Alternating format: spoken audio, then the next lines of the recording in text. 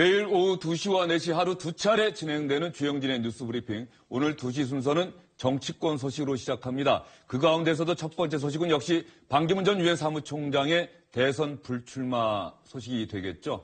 10% 중반에 달했던 반기문 전 총장의 지지율을 어느 후보가 가져갈지 정치권이 그야말로 요동치고 있습니다. 이 소식 중심으로 해서 여러분께 자세히 전해드리도록 하겠습니다. 오늘 특별한 분 나오셨습니다. 새누리당 윤리위원장을 지내신 이진곤 경희대 개공교수 그리고 박창환 장한대 교수 나오셨습니다. 두 분 어서 오십시오. 예, 안녕하세요.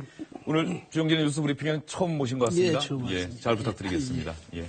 SBS 보도국 정치부의 민성기 선임기자도 함께합니다. 민 기자 어서 오세요. 네, 안녕하세요. 반기문 전 유엔 사무총장이 대통령 선거에 나설 수도 있다. 이런 얘기는 사실 지난 2015년 하반기부터 본격적으로 얘기가 됐었는데 반기문 전 총장이 공개적으로 대선 출마 의사를 밝혔던 건 지난달 12일에 귀국하면서 공항에서 정치 교체를 얘기할 때부터였습니다. 그런데 꼭 20일 만에 반기문 전 총장은 내가 주도해서 정치 교체를 이루려던 순수한 뜻을 이제는 접기로 했다. 이렇게 얘기를 했죠.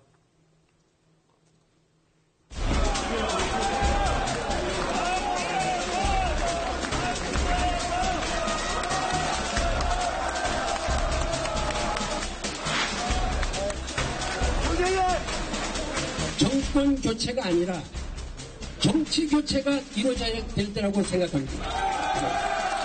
여러분과 함께 하겠습니다.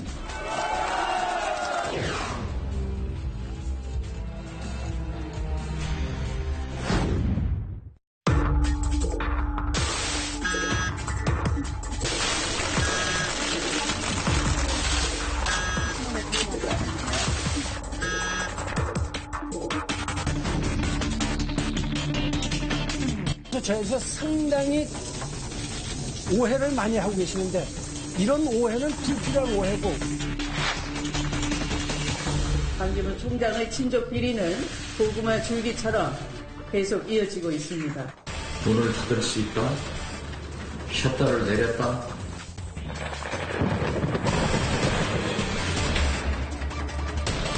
일부 정치인들의 구태의연하고 편협한 이기주의적 태도도 지극히 실망스러웠고 결국 이들과 함께 길을 가는 것은 무의미하다는 판단에 이르게 되었습니다.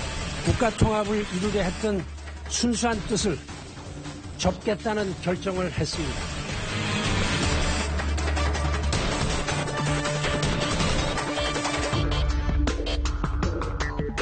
(20일간의) 정치 인생이라고 표현하니까 좀 그런데 하여튼 20일간의 도전 20일 만에 접게 됐는데요. 오늘 아침 조간신문들 아마 다 보신 분은 많지 않을 것도 같고요. 그래서 저희가 오늘 조간신문 일면 기사만 이렇게 따로 뽑아봤습니다. 근데 한번 보시죠.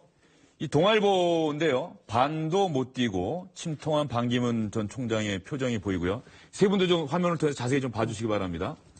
그 다음에 경향신문인데 정치 대비 20일 만에 반기문 퇴장. 조선일보입니다. 20일 만에 던져버린 대망, 큰 꿈. 그 한겨레가 반기문 대선 열차에서 황급히 내리다 썼고요. 한국일보는 막 내린 반풍, 굳어지는 문 대세론. 여기 문재인 전 대표에게 대단히 유리할 것이다라는 게 일면 톱 제목부터 있는데 이 가운데 우리 차례대로 한번 여쭤볼까요? 어떤 신문의 제목이 가장 눈에 띄시는지 우리 이진곤 교수님부터 한번 말씀해 주시죠.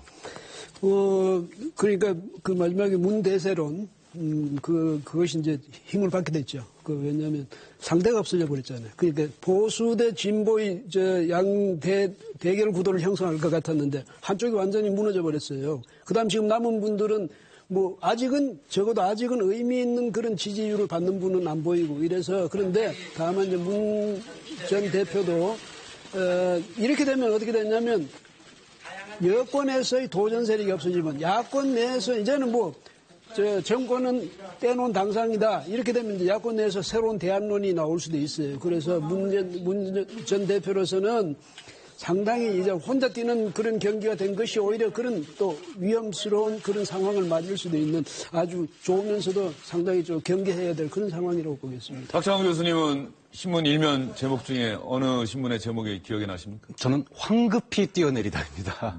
15일 만에 진짜 중도에 긴급 기자회견 통해 사퇴를 했는데 더 망가지기 전에 자신의 어떤 가치 그리고 국가 원로로서 또 세계 원로로서 앞으로 기여할 수 있는 부분을 그나마 찾을 수 있게 됐다. 그런 점에서 갑작스럽지만 황급히 뛰어내려서라도 자신의 어떤 그 가치를 지킬 수 있게 됐다는 점에서 저는 그 일면이 가장 눈에 들어왔습니다.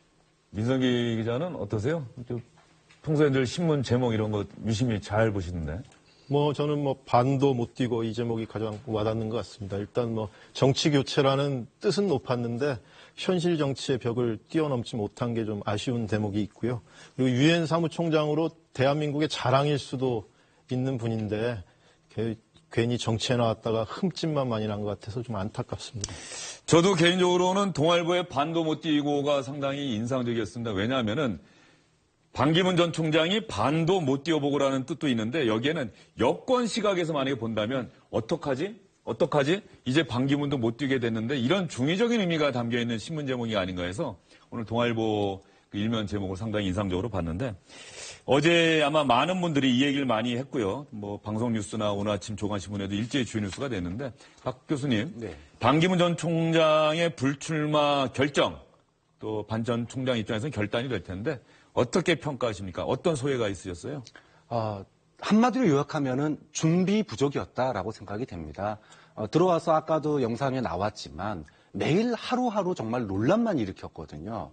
그동안에 보수와 진보를 아우르는 정치 교체라고 하는 거를 일성으로 내세웠는데 이 정치 교체의 구체적인 내용도 못 내놨고 그리고 아우르겠다라고 얘기를 했는데 사실 지지율이 하락하는 거를 막지조차 못했습니다. 거기다가 자신의 주변으로 사람도 못 모았어요. 그러니까 이념도 진보적 보수주의라고 그랬는데 보수 일색이었고 이러다 보니까 너무나 이 국내 정치에 대한 또 대선에 대한 준비가 하나부터 열까지 부족한 것 투성이다 보니까 뭔가 이 하락하는 지지율의 어떤 반전의 기회를 잡을 수 있는 가능성도 보이지 않았거든요. 이제 그런 점에서 더 망가지기 전에 앞으로 지금 우리나라가 트럼프와 시진핑 사이에서 또 북핵 문제 사이에서 외교 질서도 그렇고 무역 질서도 그렇고 엄청나게 변하는 시기 아닙니까? 이 시기에 이 세계적 가치를 지닌 자산 아닙니까? 우리의 그 자산을 온전히 활용하려면 국내에서 더 망가지면 안 되겠다. 이제 그런 점에서 저는 황급한 결정이긴 하지만 중도에 이렇게 빨리 사퇴한 것은 그나마 다행이라고 봅니다. 예, 준비 부족으로 인한 어쩔 수 없는 사태이지만 그나마 빨리 결정했기 때문에 다행이다.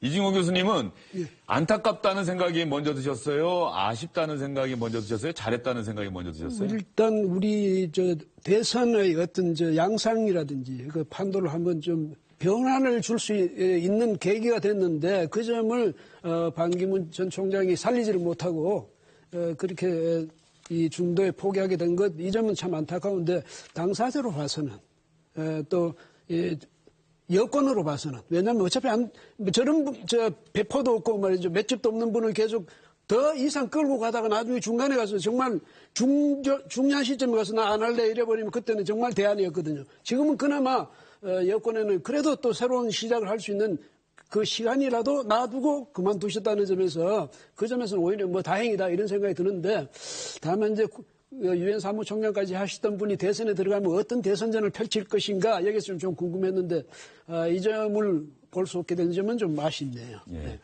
반기문 전 총장 캠프 분위기 어제 기자회견 한 이후 오늘 아침까지 캠프 분위기는 어때요?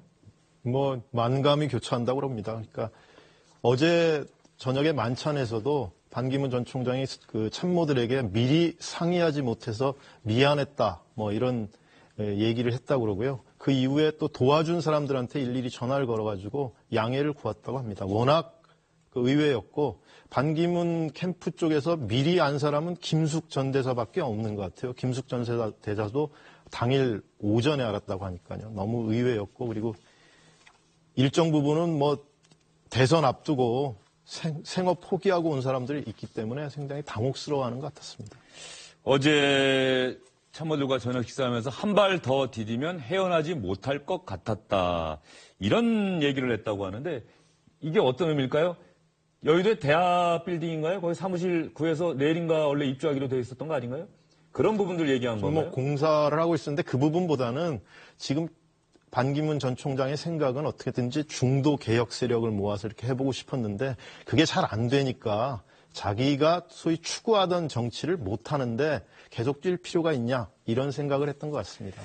세 분 나오셨으니까 이 질문 한번 드려볼게요. 이제 많은 분들이 또 신문이나 방송 뉴스에서 분석은 해드렸는데 정확하게 반기문 전 총장이 정말 무엇 때문에 그만두는 건지 어제 기자회견문에 담겨져 있는 내용은 공식적인 내용이라고 보고 한 가지씩 한번 우리 박 교수님부터 한 가지씩 딱 이유를 한번 들어보시죠. 추락하는 지지율. 추락하는 지지율. 네. 지지율이 어느 정도 됐다면 다른 어떤 이유라도 다 극복할 수 있습니다. 근데 지지율 하락하는 걸 막을 수가 없기 때문에 저는 그게 가장 본질적인 이유라고 봅니다. 이 교수님은 어떻게 보십니까? 저도 박 교수님과 똑같은 생각입니다. 지지율만 뒷받침해 줬으면 어떤 어려움이라도 헤쳐나갈 용기가 생겼을 텐데 지지율이 계속 심지어는 아주 급락하는 이런 상황까지 가니까 도저히 이제는 더 이상 기대할 데가 없다 이렇게 생각하는 것 같습니다. 민 기자는 지금 기자들 사이에서는 어떤 게 근본적인 원인이다 이런 얘기가 나오고 있습니다. 뭐 가장 중요한 건 지지율이겠죠. 예. 특히 중도 그것도 정당의 베이스 없이 중도 후보가 대선 가도를 달리려면 지지율이 좀 뒷받침돼서 주변에 좀 사람이 모여야 되는데 지지율이 계속 떨어지니까 좀 소위 빅텐트론의 추진력을 좀 잃었던 것 같고요. 그 이후에 또 한 가지를 더 덧붙이자면 반기문 전 총장한테 와서 제가 도와드리겠습니다 하는 정치인들을 너무 믿으신 거 아닌가 싶습니다. 정치인들이라는 게 탈당하고 나와서 옆에 줄 서주기가 굉장히 어려운 건데 너무 그 부분을 좀 쉽게 생각하셨다가 새가 좀 안 모이는 게 두 번째 이유가 아니었나 싶습니다. 그러면서 보면 새누리당 충청권 의원들에게 상당히 섭섭할 것 같아요. 뭐 새누리당 충청권 의원들은 어제 사실은 좀 지지율이 잘 안 뜨고 그러니까 몇 명이 선도 탈당을 해가지고 좀 모멘텀을 만들려고 이렇게 모였던 것 같습니다. 그런데 새누리당 충청권 의원만 갖고 정치가 되는 건 아니죠. 충청권 의원만 나와가지고 반기문 전 총장 뒤에 섰다 그러면 소위 충청 지역당 하는 거 아니냐. 그래서 오히려 정치의 명분이 떨어지는 그런 효과가 있기 때문에 수도권이나 이외에 있는 충청권 이외에 있는 정치인들과 같이 나와서 좀 연대를 하려고 생각했던 것 같은데 그 부분이 잘 안 됐던 게 사퇴의 큰 이유 중에 하나인 것 같습니다. 그리고 박 교수님 보시기에 박연차 태광회장으로부터 23만 달러 수수료를 비롯해서 동생이 뉴욕 검찰에 의해서 기소되고 이런 어떤 가족사, 자신의 주변에 대해서 어떤 이런저런 구설수에 오른 이런 상황들도 어떻게 보면은 좀 중도에 포기하게 된 이유가 아니었을까 싶은데 어떻게 보십니까? 사실 귀국하는 당시에 이미 그거는 뉴스에 다 나왔었던 그렇죠. 상황이었거든요. 그럼에도 불구하고 귀국하자마자 지지율이 떨어진 건 아니었습니다. 오히려 귀국하고 난 다음에 본인의 행동과 말로 인한 그런 구설수들이 이 지지율 하락을 가져왔던 것이고, 그럼 지지율이 하락하면서도 또 버틸 수 있는 사람이나 조직이 뭉쳐주면 그나마도 그걸로 버틸 수 있는데, 지금 각 당 다 들어봤자 자기 개인으로 입당하거나 뭐 당대당 통합 안 된다 뭐 이런 식으로 얘기를 하니까 자기가 추구했던 어떤 합리적 진보적 보수주의 이걸 추구하기도 좀 사실 난망스럽고, 이러다 보니 결국은 그만둔 거 아니겠느냐 이런 얘기가 나오는데, 뭐 충청권 의원들이 뭐 30-40명 탈당할 줄 알았는데 뭐 안 됐다, 또는 오세훈 전 시장이 위원장 해주기로 했는데 또 말 바꿨다, 뭐 기타 등등 여러 가지가 있겠지만 그런 줄 모르고 왔다 그러면은 저는 정치를 너무 쉽게 본 거 아닌가라는 생각입니다.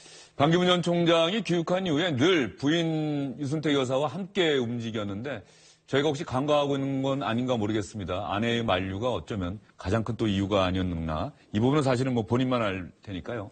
반기문 전 총장 갑자기 중도에 포기하겠다고 선언하니까 기자들이 오늘 아침에도 반기문 전 총장을 찾아갔습니다. 기자들도 얼마나 많이 궁금했겠습니까? 기자들에게 오늘 반기문 전 총장 오늘 공개적으로 밝은 표정으로 한마디 했습니다. 편안하게 잘 잤습니다. 오래간만에.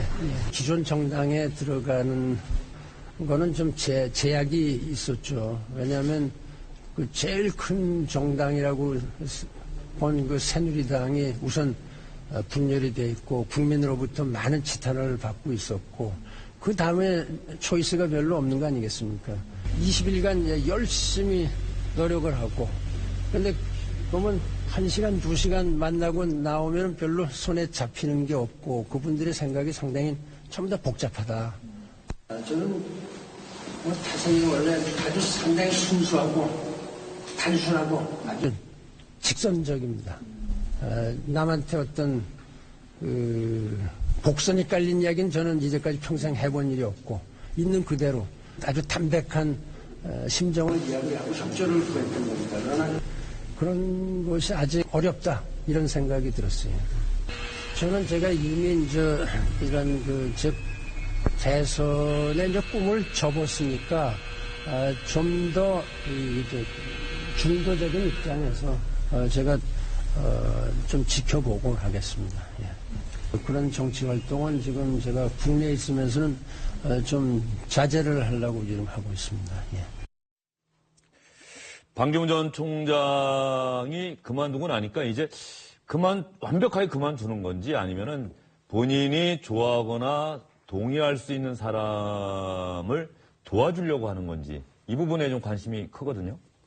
오늘 얘기한 거나 어제 그 사퇴하는 그 불출마 선언문을 보면 좀 정치에 대한 환멸 같은 게 좀 느껴집니다. 그러니까 뭐 정치인들의 이기적인 태도에 실망했다는 부분도 나오고요. 그래서 제 생각으로는 지금과 같은 스탠스라면 대선 국면에서 특정 세력을 지지하거나 이런 행보는 취하지 않을 가능성이 더 높은 것 같습니다. 네, 완벽하게. 그렇다고 한다면 반기문 전 총장이 애당초 대선 출마 의사를 가졌던 것 자체가 좀 무리였다는 생각이 좀 드네요. 그래서 저에게 좀 너무 낭만적으로 생각한 것 같아요. 한국의 정치, 저분은 한국에서 그 고위 관료를 지내셨지만은 한국의 정치 생태, 그 행태, 이 자체를 충분히 알지는 못한 것 아니냐. 그 다음에 특히 이제 대선 전국이라는 게 어떤 식으로 이게 어떤 양상을 보이는지에 대해서 전혀 그런 예상조차도 못했던 것 아닌가. 다만 이제 국제적으로 굉장히 명망이 있으니까 저분은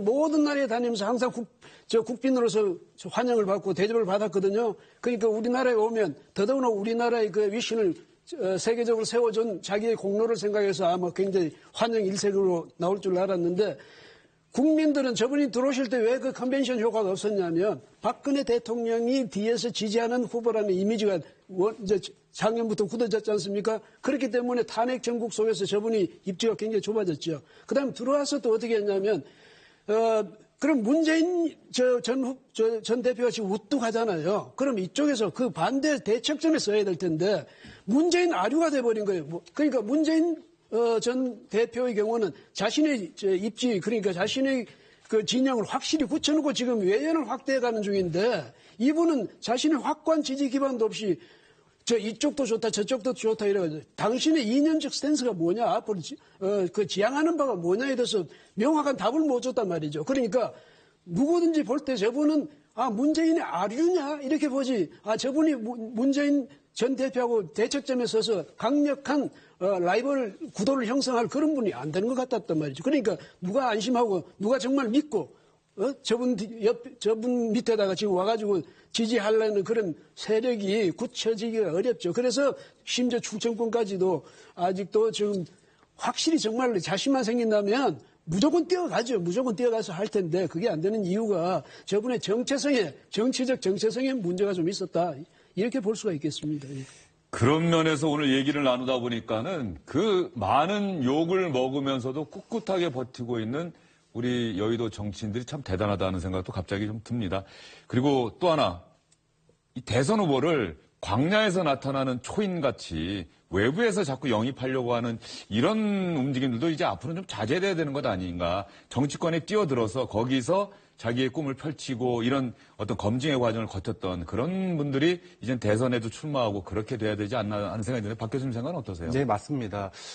특히 우리나라 같은 경우에 국회의원도 그렇고 정치인도 그렇고 뭐 대통령 후보도 그렇고 뭐 유명한 뭐 인지도가 있는 사람을 데려와 가지고 당의 정체성과 관련이 없는데도 데려와서 포장하는, 그리고 뭐 국민의 눈높이에 맞추려고 하는 이런 것들이 이제 계속 이어져 왔는데 외국 사례를 보면은 사실 청년 시절부터 그 당의 정체성에 맞는 정책과 활동을 펼치면서 당내에 탄탄한 기반을 가지고 성장하고 그럼으로 인해서 물론 뭐 실패하는 경우도 있지만 롱런하는 경우도 많거든요. 그래서 명망가 중심의 어떤 그 정치 후보 발굴이라고 하는 점이 이제는 이제 한계를 드러냈다. 그리고 우리나라에 지금 뭐 보수, 진보 이렇게 갈리기는 하지만 정확하게 정책과 그리고 지지 세력을 표명을 하고 그로부터 검증을 받은 그런 사람들이 정치에서 많이 발굴되어지는 것들이 필요한데 사람을 키우지 못하는 우리나라의 정치 풍토가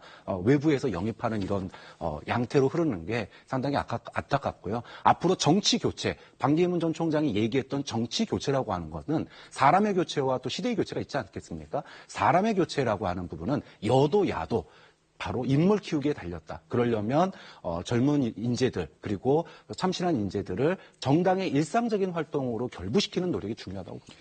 직업 정치인이 대통령이 되는 뭐 그런 세상이 아마 지금 말씀하신 정치교체, 시대교체에 좀 들어가 있지 않나 하는 생각이 좀 들고요. 가장 큰 정당이 새누리당 얘기를 굳이 했던 것으로 봐서 반기문 전 총장은 아마도 새누리당 입당을 염두에 두었다가 이 최순실 씨 국정농단 사건 이후에 지탄을 받게 되면서 여당이 그 고민이 깊었던 것 같습니다. 반기문 전 총장의 대선 불출마에 대한 각 정당의 반응 혹시 들어보셨습니까? 안 들어보셨다면 지금 들어보시죠. 반기문 총장의 결단을 존중합니다. 처음부터 우리 국민은 반기문 전 총장이 귀국해서 우리 사회의 존경받는 원로로 남아주기를 바랬습니다. 언제든 우리나라를 위해 그 귀중한 역량이 잘 쓰이기를 기대하며 저희도 수시로 자문을 구하고 고견을 듣겠습니다. 혹독한 검증도 치르기 전에 불출마를 선언하셨습니다. 귀국 후에 많은 행보에 있어서의 문제점 그리고 정체성에 있어서의 불분명 해서 제대로 대처하지 못한 원인도 있었다. 반 총장께서 불출마 선언을 하면서 기성 정치권의 편협한 이기주의에 지극히 실망했다고 밝혔는데 그 말 한마디가 우리 가슴에 오래 남을 것 같습니다. 각 정당 지금 4개의 교섭단체에서 반응을 보였는데 야당, 특히 더불어민주당의 반응이 상당히 많이 바뀌었네요. 비판적이었다가 좀 이해하는 듯한. 뭐 정치권에서는 그러니까 사퇴한 후보한테 악담은 하지 않는 게 관행입니다. 왜 그러냐면 거기다 대고 악담을 하면 좀 속 좁아 보이고 역풍이 불어가지고 오히려 다음 행보에 마이너스가 될 수 있기 때문에 그런 측면이 상당히 강한 것 같고요. 지금 정치권의 관심이라는 거는 반기문 전 총장이 사퇴한 이후에 그 표가 어디로 가느냐, 그 표를 어떻게 우리 걸로 만드느냐, 여기에 다 관심이 가 있다. 이렇게 보면 될 것 같습니다. 그 부분이 핵심적인 것 같은데 그 부분은 좀 이따가 얘기를 해보도록 하고요. 자, 각 정당에 이어서 차기 대선 주자들은 잠재적 경쟁자였던 반기문 전 총장의 출마 포기 어떻게 바라보고 있을까요? 그동안 보여주신 행보에 비추어보면 뜻밖이라는 생각이 듭니다. 좋은 경쟁을 기대를 했는데 안타깝습니다. 반기문 총장님은 꼭 정치가 아니더라도 뭐 외교 분야 등 다른 분야에서 국가를 위해서 헌신하실 길이 많이 있을 것이라고 생각을 합니다.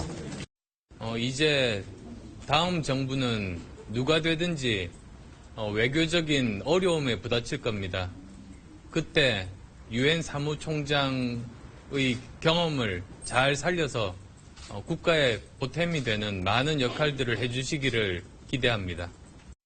반기문 전 총장의 대선 불출마를 보면서 우리 바른정당 또 저를 포함한 우리 전지사님과 우리 후보들의 어떤 반성과 또 새로운 각오 이런 걸 가지게 됩니다. 안희정 충남지사는 고뇌에 찬 결단이라고 생각한다. 경륜을 바탕으로 국가 원로로서 더 큰 기여를 해주실 것으로 기대한다. 이런 반응 보였고요. 이재명 성남시장 반기문 전 총장의 사퇴는 쉽게 예상할 수 있는 일이었다. 이제 진정으로 국가와 국민에 기여할 수 있는 길을 찾아주기를 바란다. 이렇게 밝혔습니다. 이 교수님은 대선 주자들 반응 쭉 보셨는데 뭐 어느 주자의 반응이 뭐 아주 인상적인 반응은 뻔하지 않습니까? 문재인 전 대표가 왜냐하면 이제 강력한 라이벌이 될 수도 있는 그런 이제 라이벌이 지금 스스로 자진 사퇴해 줬으니까 뭐냐면 이제 판은 내 판인데 확실하게 근데 또 문제는 이제 앞으로 야권 내에서 경쟁이 이제 혹시 치열해질 수 있습니다. 왜냐하면 이제 우리 거다 이러면 이제 그 안에서 경쟁이 치열해질 수 있거든요. 그 점에서 문 전 대표로서는 아주 좋은 기회를 얻었지만 상당히 또 이게 힘든 그런 또 역경이 될 수도 있고 그런 점에서 문 전 대표로서는 그런 게 있고 또 하나는 뭐냐면 이제 반기문 전 총장께서 그만두시더라도 제발 다른 후보들은 뭐 한다든가 나하고 저하고 대척점에 서가지고 경쟁자를 돕는 그런 일은 좀 없어졌으면 좋겠습니다. 앞으로 제가 대통령이 되면 상당히 큰 역할을 하실 수 있도록 제가 뒷받침하겠습니다. 그런 아마 뉘앙스를 주는 말씀을 지금 하신 거 아닌가 이런 생각이 듭니다. 차기 주자들은 어쨌든 반기문 전 총장의 유엔 사무총장 경험을 어떻게 하든 활용을 하겠다. 그 얘기는 아마 본인이 대통령이 된다면 이런 뜻이 들어있는 것 같은데요. 박 교수님, 이제 본질적인 질문에 한번 대답을 좀 해주시죠. 반기문 전 총장 지지율이 어쨌든 떨어졌다고 하더라도 13% 정도, 많았을 때는 뭐 30% 넘었었고, 이 반기문 전 총장을 지지했던 표심이 지금 갈 곳을 잃었어요. 누구한테 가장 많이 갈까요? 저는 반 총장을 지지했던 세력이라고 한다면, 그런 국민이라고 한다면, 이 정권 교체의 프레임이 강력한 이 촛불 민심 사이에서도 야권 지지층이 아니었던 겁니다. 그렇다면은 이 표가 야권으로 갈 비율은 상당히 적다고 봐야 되겠죠. 그러면은 결국은 보수층으로 가거나 아니면 중도나 뭐 무당파층으로 계속 남거나 이렇게 될 확률이 높은데 어저께 뭐 긴급 여론조사 많이 된 것도에서도 그렇고 역시나 그 결과도 그렇고 보수층으로 다시 이제 회귀하는 경우가 상당히 좀 있던 것 같아요. 그런 측면에서 보수 쪽으로 일부 갈 거라고 보고요. 야권에서도 뭐 일부 좀 호재가 있는 것 같습니다. 특히 이 충청 대망론 이런 점에서 안희정 지사가 그동안에 확장성의 가능성을 많이 보여줬었는데 앞으로 이 소위 그 대안을 잃어버린 충청의 민심이 만약에 안희정 지사의 그 야권에서의 돌풍이 만약에 일 수 있다면 상당히 큰 후원 세력이 될 수 있겠다. 그런 점에서 어느 한쪽으로 가기보다는 이게 여야 골고루 갈 텐데 문제는 그렇다 손 치더라도 누군가에게 일방적으로 그 10몇 %가 가지 않는다는 점입니다. 그런 점에서 이 문재인 대세론이라고 하는 거에 이 영향을 미치기에는 아직까지는 좀 힘들지 않을까라고 봅니다. 황교안 대통령 권한대행, 유승민 바른정당 의원, 안철수 전 국민의당 대표, 그다음에 안희정 충남지사 뭐 이렇게 갈 것이라는 분석들이 많던데. 네, 그런 분석 결과가 많죠. 네. 뭐 황교안 권한대행 같은 경우는 뭐 가장 많이 가져가는 걸로 역시 보수의 가장 유력한 후보가 없어져 버렸으니까 아무래도 시선이 좀 황교안 권한대행한테 많이 가는 것 같습니다. 그렇지만 즐기는 측면도 있지만 황교안 권한대행은 이제 생각이 많아질 것 같아요. 그럼 출마를 해야 되느냐 말아야 되느냐 이 부분에 대해서 만약 출마를 결심한다 이러면 또 위험 요인도 많기 때문에 본인이 어떻게 결정할지 상당히 오히려 겉으로는 즐기는 모습이지만 생각은 굉장히 많아질 것 같습니다. 황교안 대통령 권한대행은 참 흥미로운 경우예요. 본인이 출마의 선언을 한 것도 아니고 뭐 출마 의사를 밝힌 것도 아닌데 본인은 가만히 있는데 지금 대선 주자 지지도에서 뭐 어떤 데서는 2위까지 지금 뭐 치고 올라오고요. 탄핵 전국이 되면서 황교안 권한 대행에 대해서 시선을 그쪽으로 고정시키는 그런 사람들이 많아졌어요. 왜냐하면 다른 대안이 없으니까.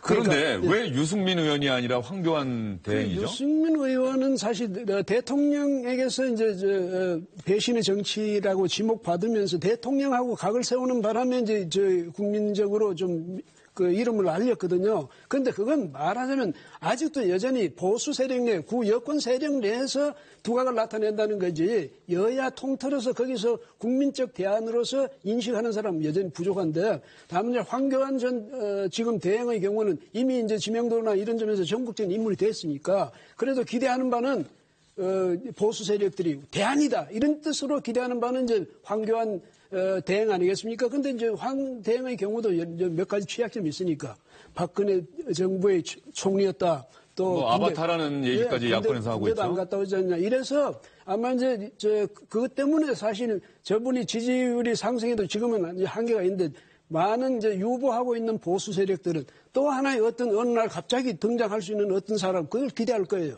또 다시 광야에서 나타난 초인을 기다리고 있습니까, 여권은? 우리가 안심하고 확신을 가지고 밀어줄 수 있는 누군가가 나타났으면 아마 이런 유보 세력이 많을 겁니다. 그래서 이분들은 뭐 지금 아마 반기문 총리를 전 총장을 지지하는 분들 중에도 그런 생각을 가진 분들은 일단 또 유보할 거고요. 아니 새로운 사람이 누가 나타날 거라고 지금 예상을 하세요? 이런 말이 있습니다.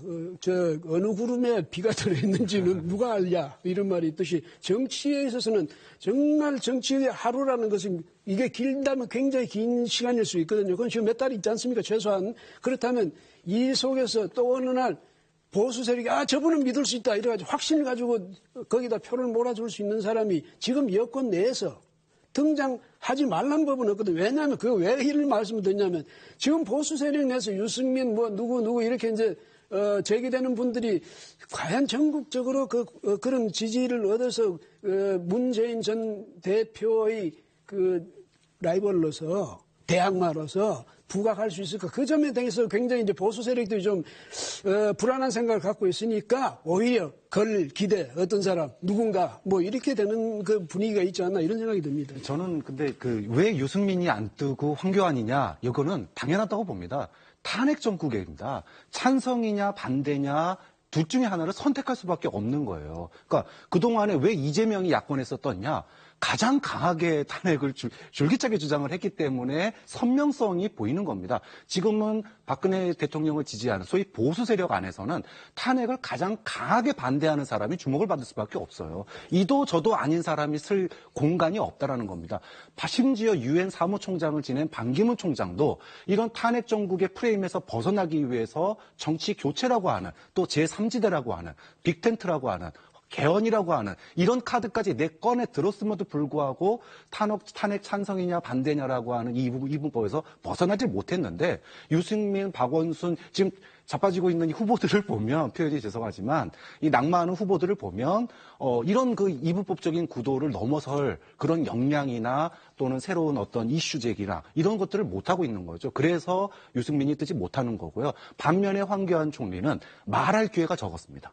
즉 탄핵 반대라고 하는 입장으로 보이게 충분하고 그리고 지금 대행으로서 국정 전반을 아우르고 있고 이러다 보니 가만히 있어도 탄핵을 반대하는 보수층이 황교안 총리로 결집되는 건 너무나 당연한 현상이라고 말하지 않아도 알아요라고 보수층은 말하지 않아도 알아요. 우리는 황교안 대행이에요. 이런 말씀을 해주셨는데 상당히 그럴듯한 분석이신 것 같아요. 왜냐하면 보수층에서 탄핵에 찬성했던 의원, 정치인을 우리의 대선 주자로 지금 지원하기는 아직까지 섣부르고 그렇다고 한다면 유승민 의원이 또 남경필 지사가 지지율이 상승세를 보일 수 있는 계기라고 한다면 황교안 대행마저도 출마를 포기했을 때 갈 곳 없는 보수층은 그때서야 바른정당을 쳐다볼 것이다. 그런 말씀이신 것 같은데. 유승민, 남경필 두 분은 어떤 또 취약점이 있냐면 문재인 전 대표하고 당신하고 차별할 수 있는 그게 어디 있냐, 그 선이 어디 있냐. 왜냐하면 어쩐지 경제 정책이나 이런 면에서는 문재인의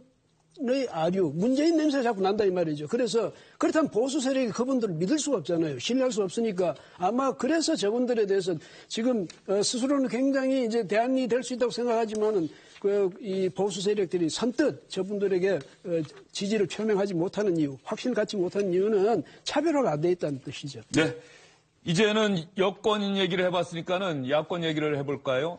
오늘 여론조사들이 많이 보도가 됐는데 반기문 전 사무총장이 그만둔 그 이후에 민심이 제대로 반영되기에는 좀 시간이 촉박했을 것 같은데 중앙일보 여론조사 결과 한번 보실까요? 이 여론조사 결과를 보면 문재인 전 대표가 압도적으로 1등이고요. 반기문 전 총장이 지금 들어가 있어요.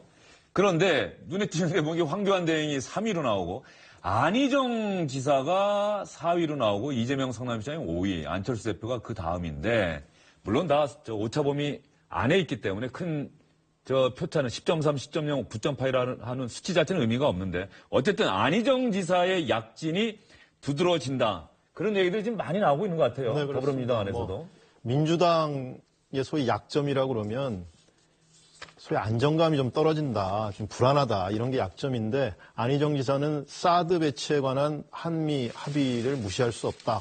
또 과거 대통령의 정책 가운데서도 계승할 건 계승하겠다 이런 입장을 표명하면서 좀 안정감이 있고 좀 여론에 휘둘르지 않고 좀 소신이 있다 이런 이미지를 주는 것 같고요. 거기다가 또 50대 젊은 후보이기 때문에 세대 교체 그런 흐름도 긍정적인 영향을 미치는 것 같습니다. 관건은 이제 충청표도 온다고 하는데 국면은 좋은데 관건은 경선을 통과할 수 있느냐 이게 관건인 거죠 사실은. 그래서 아마 안희정 후보가 결선 투표까지 그러니까 문재인 전 대표의 50% 이상 득표를 저지하고 결선 투표까지 안희정 지사가 갈 수 있느냐 아니냐가 관건인 것 같습니다. 충청 표심이 반기문 전 총장을 선호했다고 한다면 안희정 지사에게 갈까요? 저는 많은 부분 갈 수 있다고 봅니다. 특히 이 민주당의 경선은 오픈형입니다. 완전 국민참여 경선이에요. 그러니까 민주당을 지지하든 지지하지 않든 누구나 다 투표할 수 있는 시스템이거든요. 그렇게 본다면 물론 뭐 외부의 어떤 역작용이 있을 수도 있지만 그래도 소위 그 지지층을 갖다가 최대한 이끌어낼 수 있는 장점이 있는데 이 충청 민심이 다음에 지금 허탈감 있지 않겠습니까? 근데 그런 것들이 안 지사에게 갈 가능성이 상당히 있다고 보는 거죠. 이번 반기문 전 유엔 사무총장의 대선 불출마와 관련해서 정치권에서 약간의 웃음기가 섞인 말로 안철수 전 국민의당 대표 이제 돗자리 깔아야 되는 것 아니냐 이런 얘기를 많이 하고 있다고 하는데요. 왜냐하면은 안철수 전 대표가 지난달부터 귀국한 직후부터 반기문 전 총장은 중도에 그만둘 겁니다라고 얘기를 했다는 거예요. 그래서 저희가 한번 확인을 해봤습니다.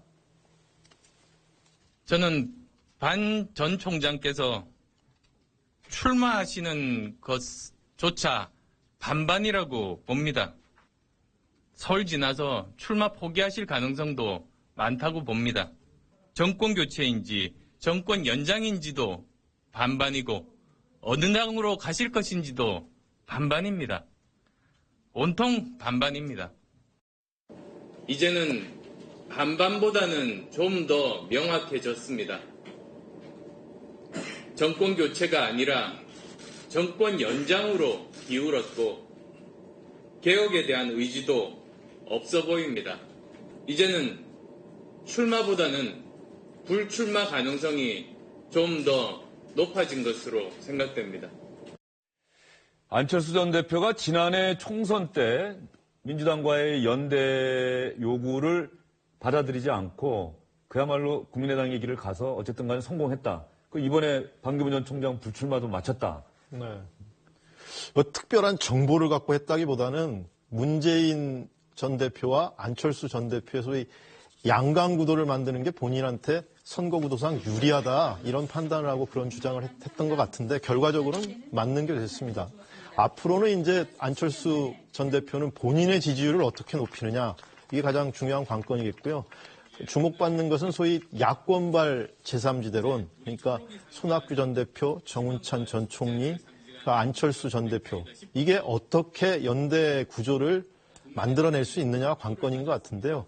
총론에는 합의가 가능한 것 같지만 실제 협상에 들어가면 누가 그럼 후보할 거야? 이거 두고 상당한 논란과 줄다리가 있을 것 같기 때문에 얼마나 좋은 그림을 그려내느냐는 좀 더 두고 봐야 될 것 같습니다. 그렇다면은 이른바 반문연대, 반문연대 그러니까는 또 어떤 분들은 반기문과 문재인의 연대냐 이런 얘기도 하셨는데 그게 아니라 반문재인 연대 그 중심축이 국민의당이 이제 가는 것 아니냐 반기문 전 총장이 낙마하면서 네. 그런 얘기도 있는데 그 전망에 동의를 하세요? 저는 이제 아까 예지력 얘기를 하셨는데 이 점쟁이들이 대체로 그렇습니다. 남의 거는 잘 맞추는데 본인의 거는 못 맞춰요. 그러니까 지금 안철수 전 대표가 문재인 대 안철수 양강 구도를 지금 이제 계속 얘기를 하고 계시는 거는 이제 본인의 의지죠. 근데 지금 소위 이제 정권 교체와 정치 교체의 어떤 구도를 만들려고 했는데 정치 교체가 실패했단 말이에요. 이게 대권은 프레임 전쟁인데 이 정치 교체에 대한 대안으로서 안철수 전 대표가 내세운 거는 더 나은 정치 교체입니다. 정권 교체입니다. 더 나은 정권 교체. 그런데 더 나은이라고 하는 수사가 붙긴 했지만 이건 정권 교체의 아류거든요. 그런 점에서 소위 그 문재인 전 대표와의 대립각 구도에 그다지 그렇게 중심으로 설 가능성이 높지가 않아요. 즉 무슨 얘기냐면 호남의 정서도 마찬가지인데 문재인 때리기가 새누리당에서 때리는 거나 아니면은 야권 내 다른 당에서 때리는 거나 때리는 건 매한가지기 때문에 그거로 인해서 중도층을 얻나 지지층이 빠져나가나 결국은 마찬가지라는 겁니다. 그런 측면에서 지금 반기문 이후에 국민의당이 소위 작은 텐트의 중심에 설 거다. 저는 그 안의 생각은 또 큰 텐트 칠 때나 작은 텐트 칠 때나 이미 다 자기 생각은 다 다르기 때문에 결코 쉽지 않을 거다라고 봅니다. 오히려 새로운 프레임이 나와야 된다. 정권 교체와 맞먹는 새로운 프레임. 아까 세대 교체 50대 그런 얘기를 하셨는데 이런 어떤 새로운 프레임이 나오지 않는 이상 아류작의 프레임으로는 대항하기 힘들다고 봅니다. 박 교수님 좀 길게 말씀했는데 짧게 한번 답변해 주세요. 안철수와 유승민 연대 가능할까요? 쉽지 않다고 봅니다. 쉽지 않다고 봅니다. 기자들 사이에서 그 얘기 안 나옵니까?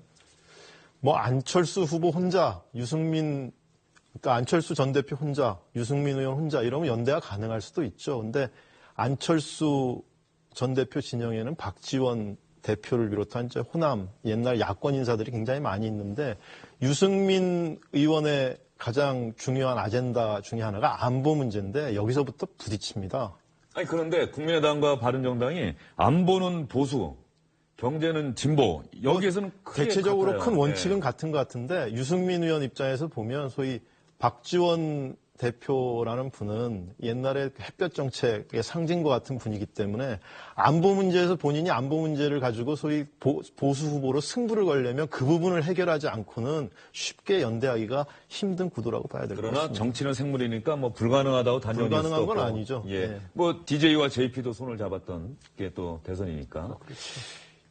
이 교수님께는 그 부분 한번 여쭤볼게요. 이제 새누리당에서 사실은 반기문 전 총장이 들어오면은 원래 바른정당 나도 가려고 했는데 지금은 타이밍이 아니다. 그래서 안 나갔던 의원들이 꽤 있는데 이분들이 이제 표현이 좀 적절할지 어떨지 모르겠습니다만 하여튼 어쨌든 신세가 된 것 아니냐. 그래서 나가야 되는 건지 아니면 새누리당에 남아야 되는 건지. 가령 나경원 의원 같은 경우 페이스북 한번 볼까요? 페이스북에 글을 올렸는데 나경원 의원이 반기문 전 총장 돕기 위해서 나가겠다. 나는 새누리당에는 있지는 않겠다는 얘기를 했었는데 저런 얘기를 했단 말이죠. 너무 안타깝다. 더 나은 결정을 하긴 했다. 이렇게 얘기는 했는데 나경원 의원, 정진석 의원 어떻게 할까요? 나경원 의원의 정진석 의원 지금 새누리당에 남아있기도 정말 난처한 상황 아닙니까? 그런데 새누리당 자체가 지금 어떤 분명한 대안이 없거든요. 황교안 대행이 뭐라도 한마디라도 슬쩍 던져주면 좋겠는데 저런 상황이고 지금 바른정당에서 유승민, 남경필 이렇게 됐지만은 사실 지금 역부족인 상황입니다. 그런데 만약 이 상황에서 어떤 선택을 하라면 지금은 상당히 좀 조심스럽겠지만 어디서 누군가가 한 사람 그러니까 황교안 대행도 아까도 제가 말씀드렸지만 구름에 든 비일 수가 있잖아요. 그러니까 누군가가 한 사람이 보수 세력으로서 강력한 결집력을 발휘할 수 있는 사람이 나타난다면 그렇게 떠오른다면 아마 바른정당하고 새누리당이 다시 그 사람을 중심으로 해서 뭉쳐질 수 있는 계기가 되겠죠. 근데 아니 이 교수님 누굴 지금 염두에 두고 계신 것 같아요. 아니요. 황교안 총리 이야기가 나오니까 하는 얘기예요. 예. 황교안 총리를 누가 지금 권한 대행인 분이 대통령 출마하려고 생각을 사실 하기 어렵는데 지금 보수 세력에서는 그분이 나왔으면 하고 바라는 것 아닙니까? 왜냐하면 지금 아무 대안이 없어버리면 어떻게 됩니까? 아무 대안이 없으면 보수 세력 그야말로 주저앉아 버리는 거고 문재인하고 그다음에 더불어민주당이 만약에 확고한 앞으로 정권이 확실하게 왔다 하면 그 안에서 문재인 안희정 지사는 그런 구도가 굉장히 바람직하죠. 그렇게 되면 그 안에서 한판 경쟁이 되거든요. 그렇게 되면 오히려 안희정 도지사한테서 볼 때는 문재인 독주가 확인되는 순간에 자기의 여지가 생긴단 말이죠. 근데 새누리당은 이대로 주저앉을 수가 없으니까 누가 어디 정말 큰 바위 얼굴이라도 하나 나타났으면 하는 기대. 이것은 지금 분명히 있을 겁니다. 왜냐하면 그게 없으면 지금 새누리당 바른정당은 그냥 주저앉아 버려야 될 상황이거든요. 이 교수님 나오셨으니까 한번 여쭐게요. 그 윤리위원장 그만두실 때 박근혜 대통령 출당 조치를 사실상 결정하셨던 건가요? 그 전부터 제가 저 언론에 나가서라든지 그 기회 있을 때마다 이야기했던 게 대통령께서 자진해서 당적을 정리 좀 해주시면 좋겠다. 그것이 대통령을 위해서도 좋고 당을 위해서도. 그때 만약에 그 고리를 좀 끊어줬더라면 대통령도 정파적인 그런 어떤 이제 공격을 좀 덜 받으실 수 있었고. 그건 안 됐고요. 그건 안 됐으니까. 네. 그래서 윤리에서 결정을 이렇게 하셨나요? 그래서 그런 같은 기조죠. 그것이 우리 윤리위원회 전체적으로도 대통령이 그런 책임을 져주시면 좋겠는데 그것을 윤리위원회에서 딱 잘라서 결정하기보다는 숙고 기간을 두자. 그러면 뭔가 우리가 주문한 게 있으니까 그런 결정이 나오지 않겠냐 이랬는데 그게 안 된 거죠. 예. 예. 민주당이 누드와 전시 때문에 논란을 빚었던 표창원 의원 있지 않습니까? 표창원 의원에 대해서 제가 그 질문 드린 게 징계를 내렸네요. 당직 자격정지 6개월 징계를 내렸고 표창원 의원도 수용한다고 했습니다. 새누리당에서는 의원직 사퇴하라고 했는데 새누리당에서는 물론 찬성할 리 없겠습니다만 민주당은 어쨌든 상당히 빠른 속도로 이 표창원 의원 논란을 좀 가라앉히기 위해서 징계를 결정한 것 같습니다. 오늘 세 분 장시간 수고 많으셨습니다. 네, 고맙습니다.